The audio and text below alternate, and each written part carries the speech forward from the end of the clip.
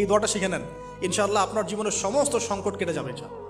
আমি নিজেও এই দোয়াটা বেশি বেশি করার চেষ্টা করি। দোয়াটা হচ্ছে, মুসা আলাইহিস সালাম একটা গাছের নিচে হেলান দিয়ে বসলেন, বসে দেখলেন দুজন মেয়ে দাঁড়িয়ে আছে দূরে, পানি নিতে পারছে না, লোকজন পানি নিয়ে যাচ্ছে, ওরা দাঁড়িয়ে আছে বেচারি।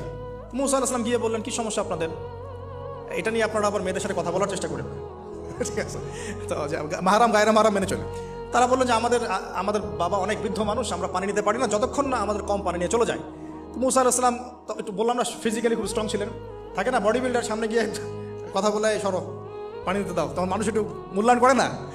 তো মুসা আলাইহিস সালাম এভাবে পানি নিয়ে দিলেন এবং বাছুরদেরকে পানি পান করালেন, করিয়ে গাছের নিচে এসে বসে আছেন।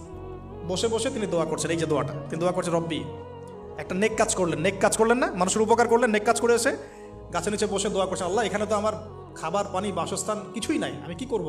রব্বি ইন্নি লিমা আনজালতা ইলাইয়া মিন খায়রিন ফাকির, রব্বি ইন্নি লিমা আনজালতা ইলাইয়া মিন খায়রিন ফাকির। আবার বলেন, রব্বি ইন্নি লিমা আনজালতা ইলাইয়া মিন খায়রিন ফাকির। অর্থ হচ্ছে, হে আল্লাহ, তুমি তোমার পক্ষ থেকে আমার উপরে যে নেয়ামতগুলো দিবে, আমি এর জন্য ফকির হয়ে বসে আছি আল্লাহ।